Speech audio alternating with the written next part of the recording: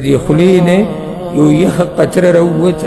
فوقعت على ثغرة نحري أقبلك زما بدي سينة باندي ولا جيدا فاقشعر لها جلدي نداقي سر زما بدن باني ويختود لغنبر صلى الله عليه وسلم بدي آخري سفتكي زما بدي وقبان دي سر يخودو إذ مال رأسه نحو رأسي وي دا سري زما دي سر طرف تمايل شو را پریوتو نو زما دا مطلبو چې پیغمبر صلی الله علیه وسلم په خپل اراده باندې دا سر زما دي سر تر نږدې کړی فخرجت من فيه نطفة باردة نو دې خولې نه یو یخ قطره راووته فوقعت على ثغرة نحري هغه بلکو زما په دې سینه باندې ولګېده فاقشعر لها جلدي نو د هغې سره زما په بدن باندې ویښته ودرېدو فظننت انه غشي علی ما وی چې بیا بېهوشه شو خو چې کله ما وخوځو نو پیغمبر صلی الله علیه وسلم وفات شو او دی وی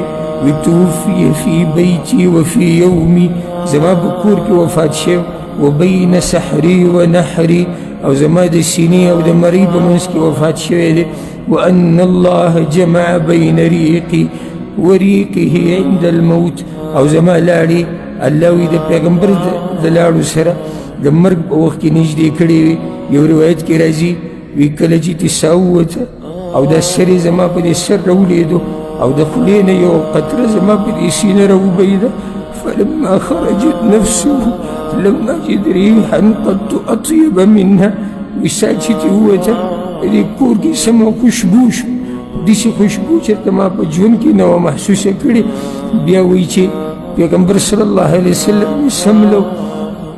او نور ښځو له مې خبر ورکو او د هغه سر مې په بالښت باندې کېښو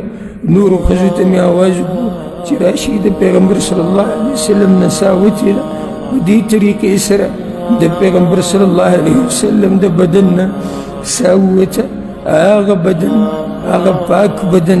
چې د هغې په شان پاک بدن دې دنیا ته نه راغلی دی او نه به راشي د هغه پاک بدن نه روح وته د الله طرف ته راضیة مرضیه په داسې حال کې چې الله ترې راضي و د الله نه راضي و او هغه انسان چې ټول هر څه قربان کړي د دین دپاره شاته ترې نه مال پاتې شو نه دینار نه درهم نه بچی سوای د فاطمې رضی الله عنها نه شاته ترې پاتې شو هدایت شاته ترې پاتې شو ایمان شاته ترې پاتې شو شریعت شاته ترې پاتې شو علم شاته ترې پاتې شو یو امت هغه امت چې هغه په ټولو امتونو کې غوره دی شاته ترې پاتې شو صحابه کرام هغه صحابه کرام چې هغوی بیا د امت مشرتیا کړې ده عایشه رضی الله عنها وایي د پیغمبر صلی الله علیه وسلم لاس راولید کوم لاس یې چې اوچت کړی و د اسمان طرف ته په دې سره هغه غټ زړه ودرېدو چې هغه د کرم او د رحم نه ډکو هغه غټ زړه ودرېدو چې هغه د ایمان نه ډکو هغه زړه ودرېدو چې هغه د الله سره د محبت نه ډکو هغه زړه ودرېدو چې هغه د مؤمنانو سره د محبت نه ډکو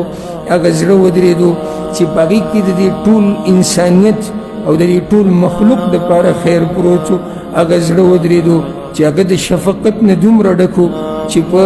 څارویو باندې به هم شفقت کوو په دشمن باندې به هم شفقت کوو د دشمن سره به هم ښایسته معامله کوله هغه زړه ودرېدو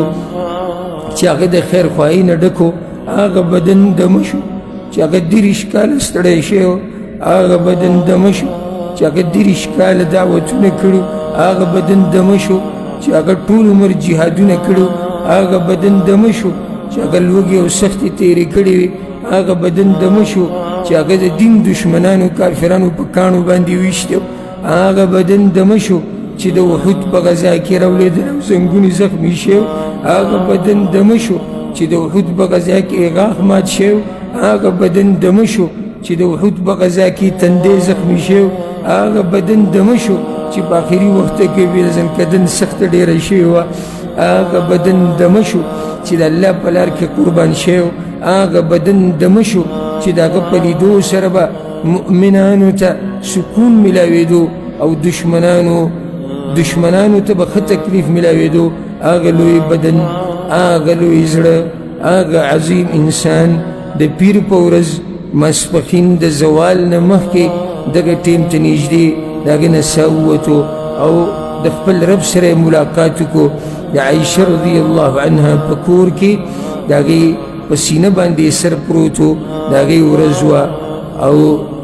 مسواک ول هغې تیار کړو. لاړې د هغې لاړې او د پیغمبر صلی الله علیه وسلم لاړې د یو بل سره په آخري وخت کې یو ځای شوې وې. دې کې اشاره دې ته ده چې عایشه رضی الله عنها د پیغمبر صلی الله علیه وسلم هغه بیبي ده چې د هغه زړه ته ډېره نږدې وه او الله وله دا شرف ورکو او دا مقام وله ورکو چې هم د هغې په ورځ کې او د هغې په کور کې او د هغې په سینه باندې د پیغمبر صلی الله علیه وسلم سر پروت او مرګ وله راغی او ساتي وته